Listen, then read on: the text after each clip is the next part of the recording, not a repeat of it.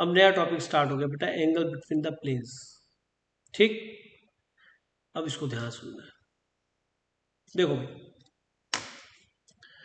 अगर दो प्लेन है कोई इस तरीके से, नेचुरली जैसे भी ये दो मेरे हाथ दिख रहे हैं इस तरीके से, तो ये जब प्लेन आएगा तुम्हारा, एक मिनट, ये जब दो प्लेन इंटरसेक्ट करेंगे तो इस तरह से मेरे हाथ तो आगे निकल गए उंगली की वजह से, तो ऐसे प्लेन जा रहा होगा, इधर भी इन्फिनिटी को जा रहा होगा और इधर की तरफ भी इन्फिनिटी को जा रहा होगा, तो ऐसे प्लेन बने। अब क्या सोचना है कि सर इसका एक नॉर्मल वेक्टर सोचो, ये रहा, ठीक है, दिख गया। एक इसका नॉर्मल वेक्टर सोचो कि दिख गया, कि ये दिख गया। सर नॉर्मल वेक्टर दिख रहे हैं इसके। अब प्लेन आगे तक इन्फिनिटी जा रहा है, तो मैं नॉर्मल वेक्टर दिखा रहा हूँ। जरा नोटिस करो कि ये जो प्लेन बने हैं और इनके नॉर्मल्स के बीच में जो एंगल है, नॉर्मल यहाँ पे 90 बना रहा है और नॉर्मल यहाँ पे भी 90 बना रहा है, इसमें कोई दिक्कत? क्या ये वाला एंगल भी 90 है? क्या ये वाला एंगल 90 है नॉर्मल नो नॉर्मल के सर। बीच में? नहीं ना, लेकिन ये 90 है। अगर मैं इन दोनों नॉर्मल्स को दोबारा सुनो, इन दोनों नॉर्मल्स को एक प्लेन में सोचूं, तो क्या गलत है? तो क्या नो गलत है? सर। नहीं, क्योंकि नो अगर ये सर। नॉर्मल यहाँ पे भी है तो इसको फ्री वेक्टर में उठा के आ सकता हूँ। तो जरा इमेजिन करो अपने माइंड में एक प्लेन ऐसा जो इन दोनों नॉर्मल से पास होता है, कहाँ आएगा कि सर वो यहाँ कहीं आएगा। दिख रहा है? यस अरे सर। दिखा, अच्छा जी। और अब सोचो कि उस प्लेन पर एक ये वाला पॉइंट जहां पे नॉर्मल मीट कर रहे हैं, एक ये वाला पॉइंट और एक ये वाला पॉइंट, इसको लेके एक सर्कल ड्रॉ करो। तो यहां से पास होगा जहां पे दोनों प्लेन मीट कर रहे हैं किसी पॉइंट पे, एक प्लेन बन गया पूरा। Yes sir. और क्योंकि इनके अपोजिट वाले एंगल जहां पे नॉर्मल है वहां पे एंगल कितना बन रहा है बेटा, 90, तो ये सारे पॉइंट साइक्लिक हो जाएंगे। Yes sir. नहीं समझ, क्योंकि अपोजिट एंगल सम 180 है, तो अगर ये थीटा है तो प्लेन के बीच में एंगल कितना बन गया, 90 minus theta. 180 minus theta. 180 minus. बस ये समझना था। अब मैं आपको थोड़ा सा और क्लियर करता हूँ। क्लियर करने तो देखो देखो बेटा, ये दो प्लेन इस तरह से मीट करें, एक पे मैंने ये ड्रॉ करा, तो पहले आप करते थोड़ा और क्लियरिटी आ जाएगी।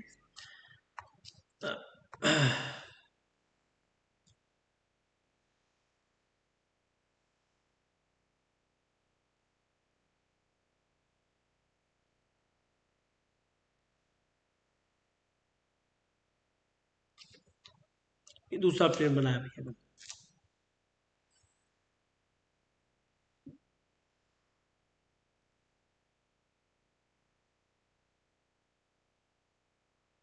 ठीक है जी, ये मैंने इसके नॉर्मल्स ड्रॉ कर लिए, ये इसका नॉर्मल ड्रॉ कर लिया, और मैंने वहीं जान के रखे ताकि आपको दिख जाए कि हाँ भाई ये आपस में कहीं मीट भी कर सकते हैं, कोई दिक्कत नहीं है। तो आप ये देखिए, जब ये नॉर्मल है, ये 90 बना रहा है इससे, किससे, इस प्लेन से, और ये भी शायद 90 बना रहा है क्योंकि नॉर्मल है। तो आप ये बताइए, जो इन दोनों नॉर्मल्स को एक प्लेन कंटेन करेगा, वो जो प्लेन बनेगा दिस वन लाइक दैट, ये जो हवा में दिख रहा है आपको, तो यहाँ पे मीट कर रहे हैं, तो ये वाला पॉइंट, ये वाला पॉइंट, ये वाला पॉइंट और एक ये वाला पॉइंट, जो इन चार, ये चारों पॉइंट इसी प्लेन पे है बेटा, समझ में आ रही बात?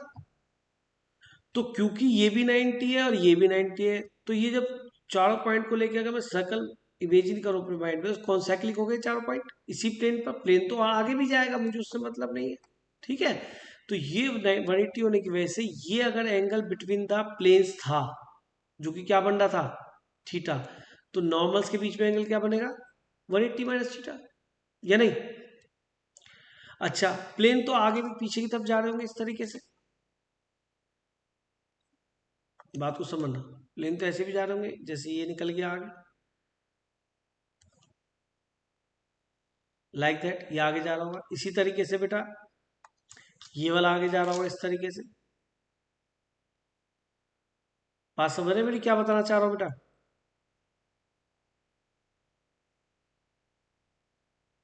ठीक है, नहीं, इधर प्लेन जा रहा होगा। तो आप नोटिस करो कि सर जैसे आप इसे थीटा कह रहे हैं, तो इन दोनों प्लेन के बीच में यहाँ पे भी एंगल बन रहा होगा कुछ, ये एंगल कितना बनेगा बेटा, अगर थीटा है तो इन दोनों प्लेन के बीच में एंगल क्या बन रहा होगा, ये तो थीटा, ये तो वर्टिकली अपोजिट, ये भी थीटा होगा, और ये वाला कितना बनेगा, 180 माइनस थीटा नहीं बनेगा, क्योंकि ये स्ट्रेट लाइन है सीधी। ऐसे सोचो ना इस तरीके से, अगर यहाँ पे थीटा है तो इधर की तरफ भी थीटा, और इधर की तरफ दोनों प्लेन के बीच में 180 माइनस थीटा है। अरे समझ में आ रहा है क्या कहना चाह रहा हूँ? Yes sir. तो इसका मीनिंग प्लेन के बीच में एंगल या तो आप थीटा बोल सकते हैं या फिर बोल सकते हैं 180 माइनस थीटा। लेकिन दोनों ही केस में अगर मैं एंगल बोलूंगा तो मैं एक्यूट बोलूंगा, क्योंकि कोई प्लेन के बीच में कोई बोलने लगे 30 और कोई बोलने लगे क्या 150, तो यह बात तो बहुत अलग अलग हो जाएगी। तो हम पैटर्न बना लिया, स्टैंडर्ड डिफाइन कर लिया कि हम एक्यूट एंगल ही बोलेंगे। तो जब दो, इसका मतलब ये हुआ जो नॉर्मल्स के बीच में एंगल है n1 और n2, उसी को बोल सकते हैं angle between the two vectors. ये n1 n2 के बीच में एंगल है और ये भी n1 n2 के बीच में है, क्योंकि अगर n1 n2 के बीच में 180 माइनस थीटा बनता है, या थीटा मान लो, मैं इसे थीटा मानता अगर 180 माइनस थीटा को, तो 180 माइनस थीटा ये बनता। अगर ये थीटा मानता तो ये वाला क्या बनता बेटा 180 माइनस थीटा। तो इसका मीनिंग ये हुआ कि फाइनली जो ये एंगल बिटवीन द प्लेन है या तो थीटा है या 180 माइनस थीटा, तो आप इसमें से जो एक्यूट बनाएगा उस एंगल को हम कंसीडर करेंगे।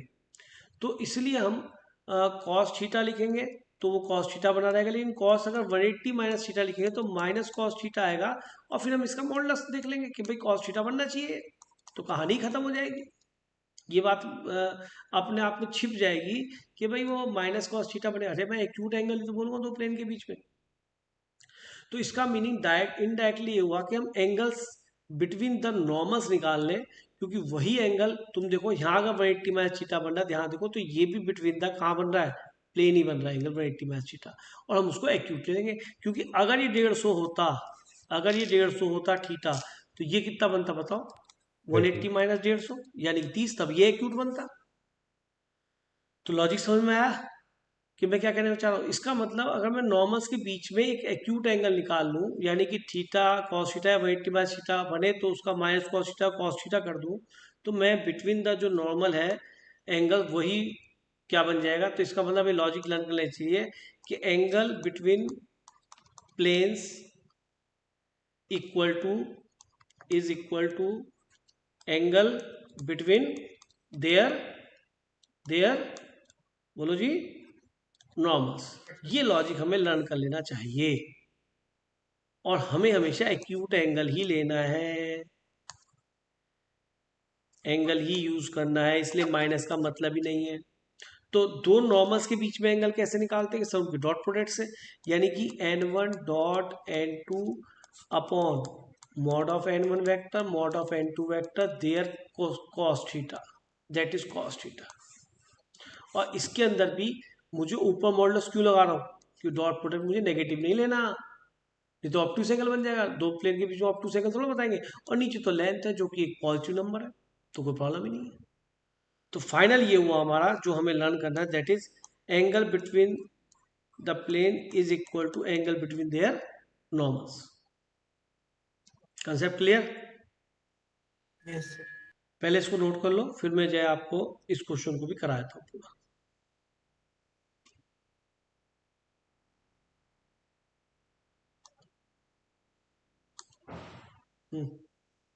आप पे पिलर आ रहा था। कर लिया आपने? एक बार वीडियो बंद हो सकती है आपकी? हो जाएगी, बोलो। कर लिया, बच्चों ने नोट कर लिया? नोट कर रहे, बोल बोल। अरे इसमें वीडियो ले लूंगा, 1 सेकंड में आ जाएगी। बेटा कहीं और नया ना हो गया, बहुत दिक्कत हुई, क्लास चल रही है, समझिए ना, रुक गई, हेल्प करी, फिर करना पड़ जाए, समझिए। हाँ बेटा, ले क्वेश्चन करें बेटा, नोट कर लिए सब? Yes sir. चलिए तो फिर इसको मैं इरेज कर रहा हूँ, अब क्वेश्चन कर लेते हैं हम। देखो बच्चों, ये कहता है find the angle between the normals of the plane, और हमने सीख लिया है, सॉल्यूशन हम कर लेते हैं कि इसका angle between the planes angle between the normals, तो we have to search their normals. और मैंने आपको सिखाया था जो एक्स वाई जेड के कोफिशिएंट्स होते हैं, जो एक्स वाई जेड के कोफिशिएंट्स होते हैं, these are the direction ratios of the normal, that is 2i minus j. मैंने कहा था इसको याद कर लो, देखो काम आने लगा ना।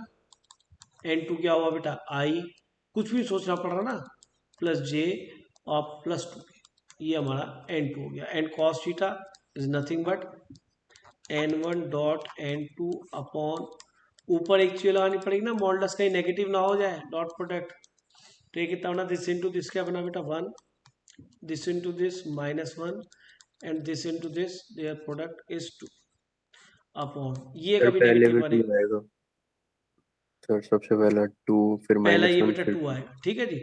अब ये क्योंकि 2 1 जा 2 बनेगा, अब इसका मॉडुलस कितना बनेगा 4 और ये 1 और ये भी 1 और n2 का बेटा मॉडुलस कितना बनेगा 1 1 1 1 1 4 सॉरी। तो ये cos थीटा बेटा इत्तेफाक से यहाँ तो पॉजिटिव ही आ गया अपने आप ही, कितना हो गया 3 ऊपर और नीचे √6 यानी 6 बन गया, यानी 1/2। बड़ा सुंदर सा एंगल आया यार। थीटा कितना आ गया π/3, दैट इज योर रिजल्ट। ठीक है जी। Yes sir. तो कितना इजी क्वेश्चन है, कुछ भी नहीं है क्वेश्चन के अंदर, नथिंग। समझ में आ गया होगा शायद, कोई दिक्कत थोड़ा लग रही है।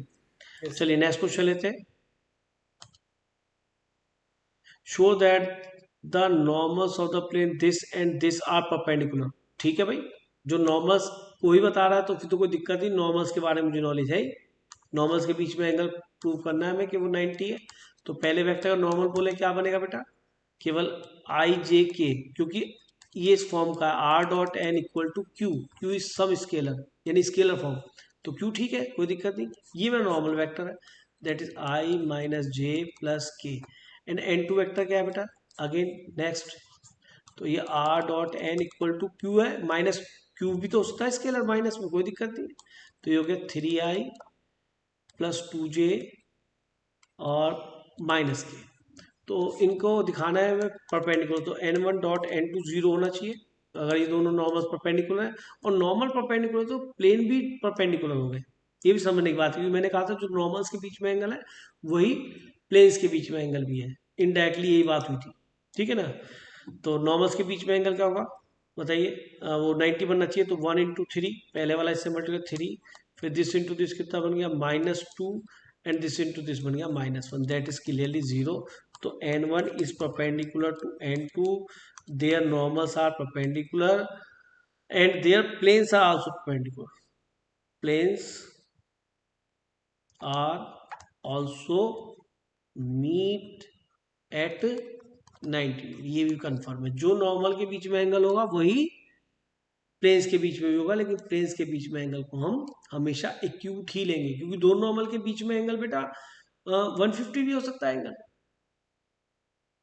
ठीक है, क्योंकि जब मैं नॉर्मल्स के बीच में एंगल निकालूंगा तो मैं n1 dot n2 upon mod n1 mod n2 बोलूंगा। उस केस में हो सकता है n1 डॉट n2 की वैल्यू -5 आ जाए, ये 1 हो जाए, ये 5 हो जाए, तो -1 पाई एंगल बन जाए। लेकिन प्लेन्स के बीच में एंगल पाई नहीं बनेगा। ठीक है, या ऐसा करो, यहाँ ऐसा करो, यहाँ पे 10 कर लो, ये -हाफ आ जाए, तो क्या लिखोगे इसे 180 माइनस 60, यानी कि कितना बोलोगे 120 डिग्री। ठीक है, और वैसे प्लेन के बीच में एंगल तो भैया कितना बोला जाएगा 60 ही बोला जाएगा। भाई वेक्टर्स के बीच में तो ऑब्टयूस एंगल भी होता है, नॉर्मल भी तो वेक्टर्स ही है। बात समझ में आई बेटा, क्लियर है कंसेप्ट।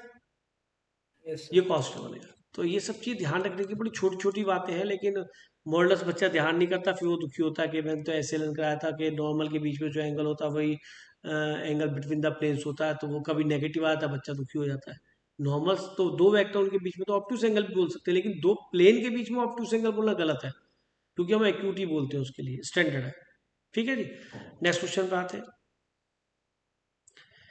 ये बहुत ही इंपॉर्टेंट क्वेश्चन है, और इस जैसा क्वेश्चन मैंने अभी आपको कराया था इससे पहले, मोस्ट इंपॉर्टेंट क्वेश्चन। सारा काम नॉर्मल के लिए हो रहा है, अभी भी देख लो एन दिख रहा होगा तो एक बार ट्राई करो बेटा। Anupriya, very good very good, जल्दी जल्दी बता दो भाई किसका हो गया है। चलिए सॉल्यूशन करते हैं। वही है, फिर वेक्टर बनाना है। ये तुम्हें पीछे वाला जो लॉजिक था उसको भी क्लियर करते हैं, जो एक आधे नंबर में क्वेश्चन आएगा ना बेटा उसको भी बहुत अच्छा क्लियर करेगा। एक वेक्टर एन है ऑफ मैग्नीट्यूड 8 यूनिट, यानी कि वेक्टर एन है जिसका मॉडुलस मुझे गिवन है एन 8 सॉरी। तो वेक्टर एन में क्या क्या चीज जरूरी है बेटा, एक तो उसका मॉडुलस जरूरी है, उसका एन कैप, और एन कैप में कौन छुपा होता है, एलिमेंट। याद करो Li प्लस एम जे, जो कोफिशिएंट होते हैं यूनिट वेक्टर कोफिशिएंट जो होते हैं वही एलिमेंट होते हैं किसी वेक्टर के, यानी कि डायरेक्शन कोसाइन होते हैं, यानी कॉस अल्फा, और इसे कॉस अल्फा, कॉस बीटा जे और कॉस गामा के भी बोलते हैं, दैट इज एन वेक्टर। अच्छा जी, कहता है एक्स एक्स से 45 लो जी, एंगल की बात होने लगी, मैं भी cos alpha cos beta cos gamma पकड़ूंगा जेड, और एक्यूट एंगल बनाता है जेड एक्सिस से। तो ठीक है, हम एक रिलेशन जानते हैं, cos square alpha plus cos square beta plus cos square gamma कितना होता है बेटा 1। तो अल्फा तो एक्स एक्सिस से एंगल ही होता है जो वेक्टर बनाता है, तो cos square 45 plus beta cos square कितना बन गया बेटा 60, और कॉस स्क्वायर गामा फाइंड करना है। तो कॉस स्क्वायर गामा कितना बन जाएगा बेटा बताइए, 1 माइनस ये कितना 1/2 यानी 1/2, और ये बनेगा ये 1/2 यानी 1/4, तो कितना बच गया 1 माइनस कितना बच गया बेटा 3/4, ठीक कह रहा हूँ क्या। तो ये बन गया इक्वल टू 1/4। तो कॉस गामा की वैल्यू आएगी बेटा प्लस माइनस 1/2, ठीक है, यही आया था सभी का बेटा। Yes sir. लेकिन अगर इस क्वेश्चन में वो यहाँ पर ऑब्ट्यूस एंगल लिख देता तो मैं केवल क्या वैल्यू लेता, -12, क्योंकि ऑब्ट्यूस एंगल 180 माइनस पे बनेगा, वैसे एक्यूट से बनेगा। अब उसने एक्यूट बोला है तो मुझे कॉस गामा केवल 1/2 ही लेना पड़ेगा, और मेरा वेक्टर यहाँ पे वैल्यू पुट करके जनरेट हो जाएगा। कर लेते जनरेट, एन वेक्टर बन गया मेरा, एन मॉड कितना है बेटा 8 दिख ही रहा है यहाँ पे, है ना। और ये कितना बन गया कॉस अल्फा कितना है 45 यानी कि 1/√2, है ना, ठीक है ना क्या। और कॉस बीटा कितना था 60 का मतलब कितना बनेगा 1/2, और कॉस गामा सीधा हाफ लिख दो के, जो भी गामा वैसे 60 बनेगा तो भी यही बनेगा। तो ये आपका एन वेक्टर आ गया, 8 को अंदर मल्टीप्लाई करेंगे तो कितना हो जाएगा 4√2 आई प्लस, जरूरत नहीं है सर उसकी। हाँ कट जाएगा सर वो तो लास्ट में। चलो लिख लिया तो लिख लिया, नहीं तो चलो कट भी जाएगा वो लास्ट में, बात ठीक है। ये हमारा एक तरह से एन वेक्टर कंप्लीट आ गया। अब हमें क्या इसकी वेक्टर इक्वेशन बनानी है। वेक्टर इक्वेशन क्या होती है बेटा, प्लेन की r dot n equal to a dot n, तो पासिंग पॉइंट और होना चाहिए शायद प्लेन में, मैंने पढ़ा नहीं, ये रहा passing through the point √2 - 1 1।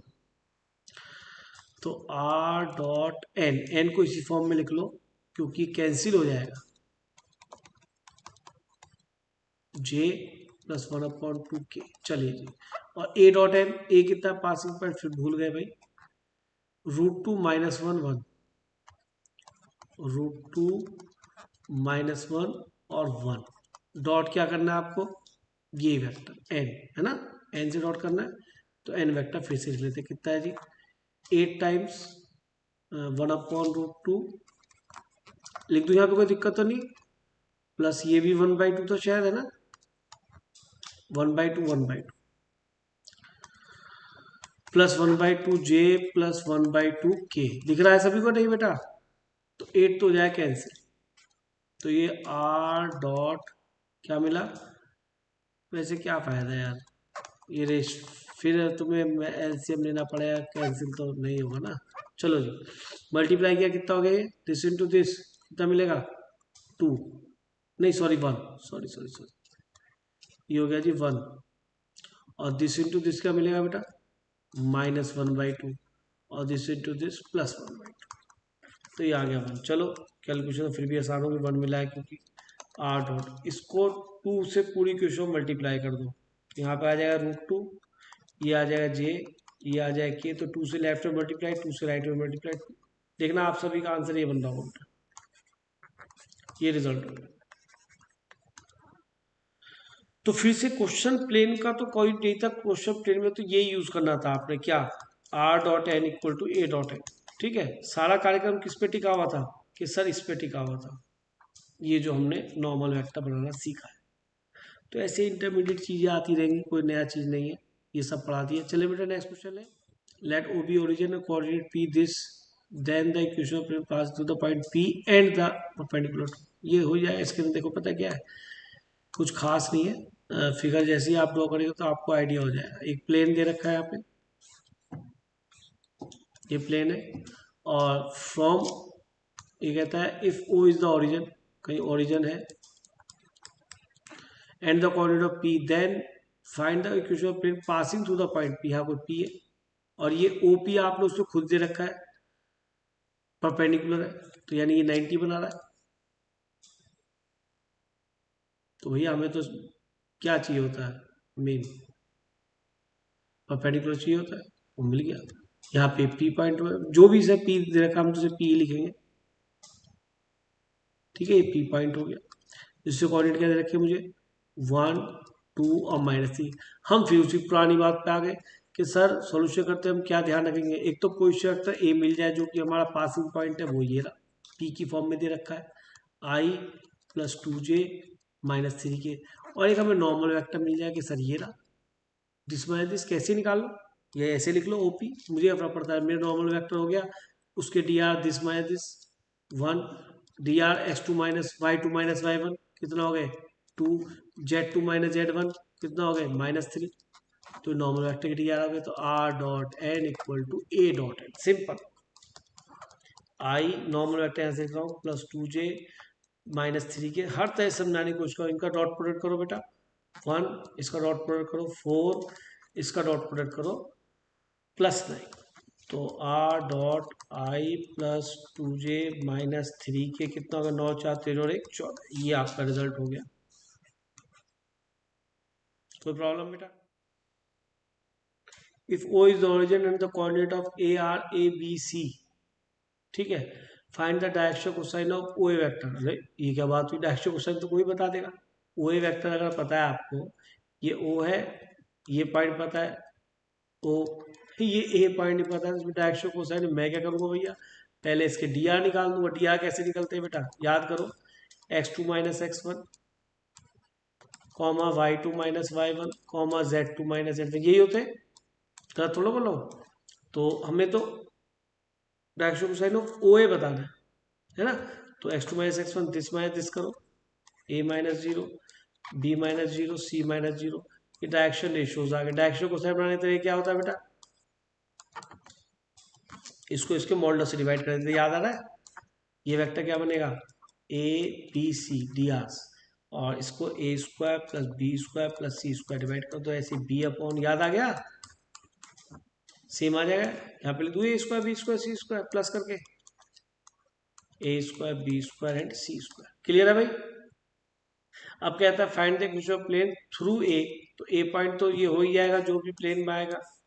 A point क्या है जी ABC, and right angle to OA, तो यानी ये तो पुराने क्वेश्चन बन गया भाई, ये नॉर्मल वेक्टर बन गया, इसके dr ABC dr c use कर लो, ये n वेक्टर बन गया, और ये आपका पासिंग पॉइंट हो गया। तो सीधा सीधा यूज कर सकते हैं क्या, r.n = a.n। अरे मैं जल्दी तो नहीं चल रहा, समझ में आ रहा है। n वेक्टर ये रहा, ठीक है बेटा। Yes sir. और a.n क्या होगा, a पॉइंट यही है, और a.n निकाल लेंगे, a यहाँ से n यहाँ से, n ये रहा, तो मल्टीप्लाई करके ये भी रिजल्ट आ जाएगा। एक नया कंसेप्ट लेके आ रहे हैं आपके लिए, उसको सुन लो।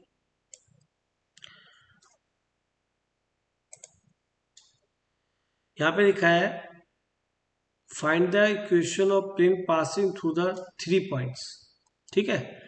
अब इसको करने का तरीका बताता हूँ, पहले इसका कंसेप्ट सुने। सुनाई दे रहा है बेटा आपको मैं क्या पढ़ा रहा हूँ, सुनाई दे रहा है, आवाज आ रही है? Yes sir. हाँ सुनो, तो एक इजी मेथड बताने वाला हूँ, equation of plane through 3 points. तो अगर मैं यहाँ पे इसका डेरिवेशन करूँ, उसको अगर आप ध्यान सुनेंगे तो कभी नहीं भूलने वाले बेटा। कोई भी प्लेन है, प्लेन में कोई ऐसा नहीं कि मुझे पैरेललोग्राम में ड्रॉ करना है इसलिए जान के मैंने तिरछा सा ड्रॉ कराया।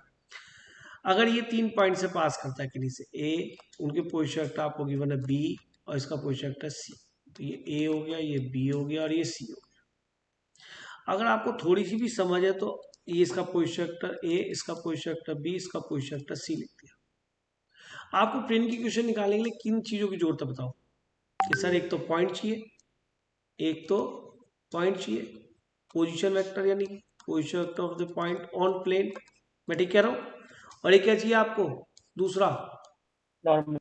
Normal vector. Very normal vector जो प्लेन के परपेंडिकुलर, जो प्लेन के परपेंडिकुलर हो, उसी को नॉर्मल बोलते हैं, जो प्लेन के परपेंडिकुलर। कोई भी वेक्टर को नॉर्मल वेक्टर नहीं बोलते। ये तो मैंने जो प्लेन के परपेंडिकुलर आपको समझाने के लिए लिखा है, नहीं तो सभी को पता है नॉर्मल वेक्टर मतलब जो प्लेन के परपेंडिकुलर हो। कि सर नॉर्मल वेक्टर कैसे निकले, पॉइंट तो मैं कोई सा भी यूज करूँ, चाहे ए की जगह एक पॉइंट में चाहे ए यूज कर लूँ, चाहे बी यूज करूँ, चाहे सी यूज कर लूँ, इक्वेशन ऑफ प्लेन पे फर्क नहीं पड़ना चाहिए, बिल्कुल नहीं पड़ेगा, सेम इक्वेशन आएगी। वो अगर 2x + 3y + 4z = 11 है तो 2x + 4y plus 3z equal to 11 ही आएगी, अलग नहीं आ सकती। कि क्या करना चाहिए कि मेरे हिसाब से देखो मैंने क्या किया, नॉर्मल वेक्टर निकालने का तरीका देखो कितना अच्छा करा, इनको ज्वाइन करा, ये तो एक प्लेन पे पॉइंट है तीनों, और मैंने क्या किया भैया, दो वेक्टर ऐसे बना ले ए बी और ए सी, ए पॉइंट को ले लिया इस तरीके से।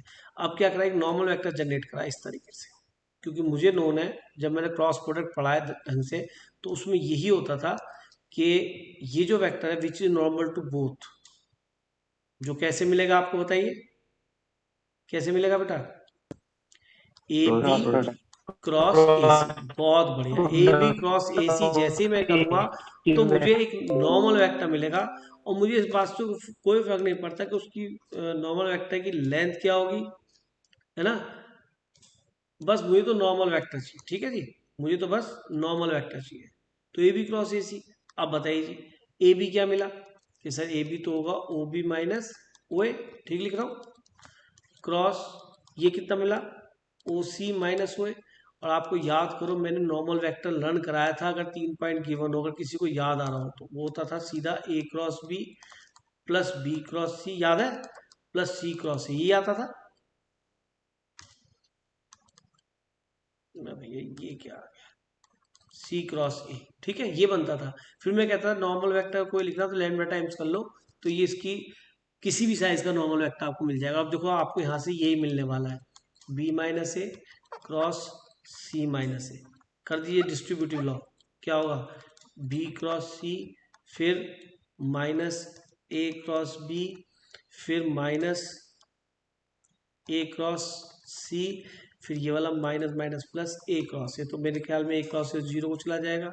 अब ये ए क्रॉस बी है, मैंने ए क्रॉस बी को यहाँ लिख लिया, माइनस बाहर ले कोई फर्क तो नहीं पड़ता, और यहाँ बी क्रॉस सी है, तो एक मिनट यहाँ माइनस नहीं आना चाहिए, फिर यहाँ प्लस आना चाहिए, बी माइनस ए और ये सी माइनस ए भी ठीक लिखा है मैंने, तो ये बी सी बना, ये बी ए बना, ये बी ए बनेगा ना, है ना, बी क्रॉस ए बनेगा, और बी क्रॉस ए को मैंने माइनस लगाने की जरूरत नहीं है, मैंने इसको माइनस लगा के प्लस कर लिया, ये बी क्रॉस सी और ये सी क्रॉस ए बन जाएगा कम्प्यूट करने के बाद उल्टा करने पे, ठीक है। तो आप ये देखिए नॉर्मल वेक्टर ये आ गया, और जबकि मैंने आपको लर्न कराया था सीधा सीधा ये, तो नॉर्मल वेक्टर भी आपको मिल गया। अब तो कुछ नहीं करना कि sir r dot n equal to a dot n, हाँ जी, आर डॉट एन में क्या लिखना है, a cross b plus b cross c plus c cross a, और यहाँ पे क्या बन गया बेटा, ये मैंने पॉइंट ए ले लिया ना, और ये एन फिर से वही है, क्या बेटर है किसी एक साथ लिया उसको कॉमन करके, ज़्यादा आसान रहेगा, है ना, क्योंकि दोनों जो है कॉमन है, क्वेश्चन आसान हो जाएगी, r minus a dot n, तो एन तो कम से कम लिखना आसान होगा, आर माइनस ए क्या बनने वाला है भाई बताइए, आर तो आई रहेगा, ये रहेगा, तो r minus a dot n को लग दो यहाँ पे, क्या ए क्रॉस बी, क्योंकि लेंथ से कोई फर्क नहीं पड़ता, लैम्डा टाइम्स भी नहीं कर रहा, b cross c plus c cross a equal to null vector, equal to null vector नहीं सॉरी जीरो है, नॉर्मल है क्योंकि डॉट प्रोडक्ट हुआ ना, तो डॉट प्रोडक्ट स्केलर मिलता है वो जीरो है। अब बताइए अगर मैं यहाँ पर इसको कहूँ कि ये आपका डिस्ट्रीब्यूट होगा, तो ये आपको मिलेगा आर, इससे डिस्ट्रीब्यूट होगा तो क्या मिलेगा, r dot a cross b, bracket यहाँ लगा लो, नहीं तो अंडरस्टूड है कि यही होना चाहिए, मैंने वेक्टर ट्रिपल प्रोडक्ट में और स्केलर ट्रिपल प्रोडक्ट में आपको पढ़ा है, ये क्या बनेगा, डॉट प्रोडक्ट डिस्ट्रीब्यूट कर रहा हूँ, आर डॉट बी क्रॉस सी, और ये आर डॉट, इसलिए स्केलर ट्रिपल प्रोडक्ट थोड़ा समझना जरूरी था, जो कि कंपटीशन पॉइंट ऑफ व्यू से बता रहा हूँ, यहाँ ब्रैकेट लगा लो, ये सब मैंने आपको पढ़ाया है। इसके बाद जब ए से डॉट करेंगे तो दोनों में एक कॉमन वेक्टर हो गया तो जीरो हो जाएगा, और ये केवल ए बी सी बचेगा, minus a dot b cross c, ठीक है जी, और इसके बाद ये वाला जब इससे डॉट होगा तो इनमें भी दोनों में एक कॉमन हो जाए तो वो भी जीरो हो जाएगा। तो इस तरह से जो इक्वेशन बनी वो बनी r a b a cross b equal ये plus r b cross c plus r c cross a, और उसको मैं उधर ले गया a dot b cross c. अब बताइए क्या मैं इसको box of a b c लिख सकता हूँ, इस पहले वाले को आर ए बी सी, ये प्लस था यहाँ पे ना, r b c, r c a, sorry, इसको थोड़ा बॉक्स को ठीक लिख दो, box of a c a of equal to box of a b c. अब कहीं से भी नजर नहीं आता कि ये इक्वेशन ऑफ प्लेन है passing through points whose position vectors are a b and c, 3 points है। तो बताइए, स्टूडेंट नहीं समझ पाएगा, लेकिन देखो प्रैक्टिकली मुझे इसको यूज करना नहीं है, यूज तो मैं कभी इसको नहीं करूंगा, पर कहीं ये लिखिए आगे तो कम से पता होना चाहिए कि यहाँ पे ए बी सी पॉइंट है, आर ए बी, फिर बी सी आया, फिर सी ए, वही साइक्लिक ऑर्डर में ए बी, फिर बी सी, फिर सी आ गया। ठीक है जी, तो इस तरह से मुझे इक्वेशन तो पता होनी चाहिए एटलीस्ट। तो ये तो मैंने इक्वेशन एक ड्राइव करा दी, और मेरे हिसाब से तो हमें मेन नॉर्मल वेक्टर निकालना जो सीखा हमने, उस तरह से क्वेश्चन करना है हमारा। जब कभी भी क्वेश्चन होगा तो मैं नॉर्मल वेक्टर यहाँ से यूज करूंगा, जब मेरा न्यूमेरिकल आएगा, न्यूमेरिकल नॉट जर्नल क्वेश्चन, और ए पॉइंट में यहाँ से ले लूंगा, तो मेरा क्वेश्चन हो जाएगा। तो मैंने रेज करा, अब क्वेश्चन ले लेते हैं, इसका कोई भी एक पार्ट कर लेते हैं। अब और ध्यान सुनना, यहाँ पे मैंने क्वेश्चन क्या लर्न करी बेटा कि r minus a dot n, और एन वेक्टर मुझे कैसे मिलेगा, मुझे मालूम है, या चाहे कैसे भी लिख लो, इसे r dot n equal to a dot n लिख लो, मैं सब कुछ काम इसी क्वेश्चन से कर लूंगा। तो मुझे एन वेक्टर यहाँ से कैसे मिलना है, एन वेक्टर सर यहाँ पे 3 पॉइंट है प्लेन में, एक में इसको ए पॉइंट लिखा, इसको बी लिखा, इसको सी लिखा, वही लॉजिक लगाया कि sir a b cross a c कर लेते तो मुझे इसके दोनों के परपेंडिकुलर वेक्टर मुझे मिल जाएगा। ठीक है, बात समझ आती है। तो मेरा एन वेक्टर मुझे मिल जाएगा, तो एन वेक्टर मुझे लिखना है क्या, ए बी क्रॉस ए सी। तो ए पॉइंट बोलो जी क्या बना, ए पॉइंट दे रखा 2 1 0, लिख दो 2 1 0। अब न्यूमेरिकल कर रहे हैं, जनरल नहीं, बी लिखो 3 -2 -2, 3 -2 -2, इससे छोटा सॉल्यूशन नहीं हो सकता बेटा, 3 1 एंड 7, ये 3 1 एंड 7। अब बताइए जी, ए बी वेक्टर का क्रॉस करना है ए सी से, तो आई जे के। अब बताइए ए बी वेक्टर क्या मिलेगा, बी माइनस ए, और देखो चाहे ए बी लिखो या बी, उससे फर्क नहीं पड़ने वाला, तो बी माइनस ए करा सकता, ये बी यहाँ है, ए बी यहाँ है, दिस माइनस दिस करा 1, दिस माइनस दिस करा 0, दिस माइनस दिस करा, समझ रहे 7, ये तो ए बी वेक्टर हो गया। अब ए सी लिखना है, this minus this that is 1, this minus this that is -3, and this minus this that is -2। ये बताइए एन वेक्टर समझ में आया कैसे निकाला मैंने, ये आया सभी का एन वेक्टर बेटा, ए बी और ए सी मैंने ठीक लिखे ना, चेक करो। चलिए तो अब इसका क्रॉस प्रोडक्ट और फाइंड कर लेते हैं, एन वेक्टर आ जाएगा आई इंटू, ये कैंसिल करोगे क्या मिलेगा बेटा, 0 प्लस 7 या 21 माइनस जे, इसको कैंसिल करोगे कितना मिलेगा, -2 -7 प्लस के, इसको कैंसिल करोगे क्या मिलेगा, -3 0। तो n vector is obtained to us that is 21i minus minus plus 9j -3 के। चेक करोगे सभी का एन वेक्टर ये आया क्या, Yes. ठीक है जी। अब तो मुझे सिंपल लेना है r डॉट एन, फिर वहीं पहुंच गया r dot n equal to a dot n, कितना इजी है। ठीक है, तो r तो है ही हमें पता, n को मैं ये लिख दूं, और बल्कि कॉमन लेके लिख लूं, है ना, कितना कॉमन है इसके अंदर, 3 3 सत्ते 21, और 3 तिया 9, और फिर 3 कॉमन लिया तो k, और a क्या है जी हमारा, कोई पासिंग पॉइंट ले लो a को, बल्कि a को a ही ले लो यार, 2i 2 1 1 2 1 0 2 1 0 2 1 0 याद रखना, 2 1 एंड 0, और इसको ले लेते हैं बेटा जी डॉट एन, कितना है ये रहा, इसका भी 7 3 बाहर रख लो यहाँ पे, और सीधा ही लिख लो कितना, 7i यहीं से लिखना है एग्जैक्टली, 7i प्लस 3j और माइनस के। तो मेरे बच्चों ये 3 कैंसिल हो गया, इससे पता पड़ा कि हमें डी आर से यूज कर सकते हैं उनके प्रोपोर्शनल, कोई दिक्कत नहीं है। 7i प्लस 3j माइनस के, कितना हो गया बेटा ये डॉट प्रोडक्ट, 14 प्लस 3 एंड 0, कितना मिल गया बेटा, r dot 7i plus 3j minus के इक्वल टू 14 3 17 रिजल्ट। हाँ जी, अब एक क्वेश्चन और देख लेते हैं इसका, और आपको समझ में आ जाएगा इसने कहा है कि show that the 4 points are coplanar. तो हमें बहुत आसान है, और जो कोप्लेन होगा find the equation of common plane. Naturally अगर 4 पॉइंट एक प्लेन पर है तो हमें वही यूज करना है जो अभी हम पढ़ के आए हैं, कि पहले 3 पॉइंट से इक्वेशन निकाल लेते हैं इसकी। पहला पॉइंट ए, बी और सी, इन पॉइंट्स को ले लेते हैं। दैट इज 0, यहाँ से लिखा हुआ बेटा -1 और बी क्या है बेटा 4, 5 एंड 1, और सी क्या है बेटा 3, 9, 4। ठीक है जी। अभी तीनों पॉइंट से प्लेन निकालने के लिए हमें क्या क्या चाहिए कि सर ए बी ए सी और इनके नॉर्मल वेक्टर निकाल लें, एन, जैसा करते आए अब तक। तो नॉर्मल वेक्टर इस प्लेन के आ जाएगा, इस लाइन के भी इसके परपेंडिकुलर। तो एन वेक्टर सीधा क्या होगा बेटा ए बी क्रॉस ए सी। लिख दीजिए भाई आई जे और के। ए बी क्या बनेगा दिस माइनस दिस यानी 4, दिस माइनस दिस यानी कि 6, दिस माइनस दिस यानी कि 2, और ए सी क्या बनेगा दिस माइनस दिस यानी कि 3, दिस माइनस दिस यानी कि 10 and this minus this equal to 5। ठीक है जी। तो एन वेक्टर आपका सिंप्लीफाई होकर आ गया आई 30 माइनस 20 माइनस जे 20 माइनस 6, समझ में आ रहा होगा बेटा, कोई दिक्कत नहीं, प्लस के। अब ये कट जाएगा 40 माइनस 18, ये आपका एन वेक्टर आ गया।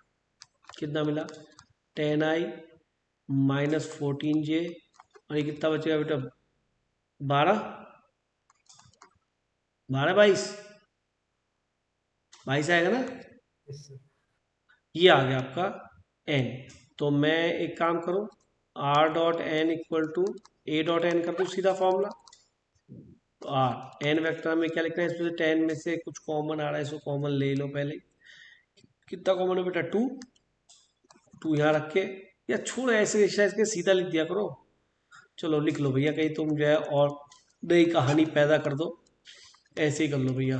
तो 2 पहले लिख लो। ए पॉइंट कौन सा यूज करूं बताओ, ये यूज कर लूँ ए के नाम पे, कोई दिक्कत तो नहीं है, ये यूज करूं तो भैया ये यूज कर लो 0 -1 -1, वैसे भी आसान है 0 -1 -1 0 -1 -1। डॉट किससे करना भैया इसका बताइए, डॉट किससे करना है एन से, एन फिर यही है।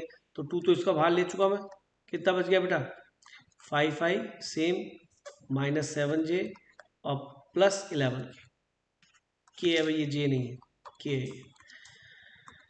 ठीक है भाइयों बहनों, अब क्या करें कि सर 2 का तो पहले स्वागत कर दो आर डॉट, ये 5i, वैसे हम पहले से इसको डी आर को इनिशियलाइज करके यहाँ पे सीधा 5 -7 और 11 यूज करते, तो ये सब 2 आगे झमेले में नहीं आता, पर चलो हमें फर्क नहीं पड़ता। 5 -7 और 11 चेक कर लो एक बार, यही था 5 -7 और 11, हाँ ये तो यही था, पॉइंट चेक कर लो 0 -1 -1 जैसे यही था। तो मल्टीप्लाई कर लो तो 0 बन जाएगा, ये इक्वल टू ये हो गया बेटा 0, ये कितना हो गया बेटा +7, और ये कितना हो गया बेटा -11।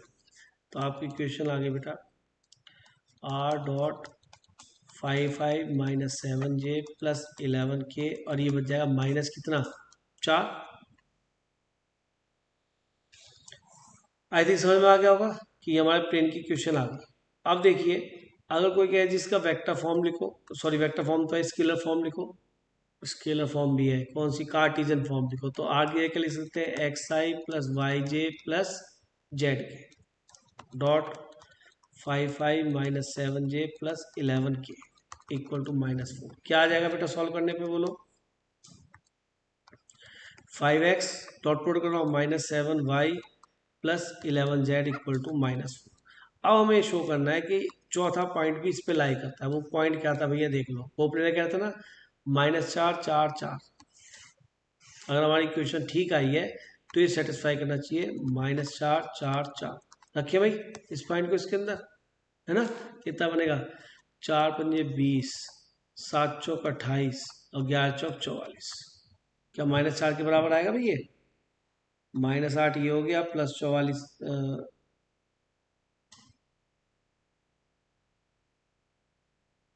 सर -4 4 था तो -20 आएगा। -4 4 4 पर देख लो जरा पॉइंट क्या है सर ये तो पॉइंट तो यही है।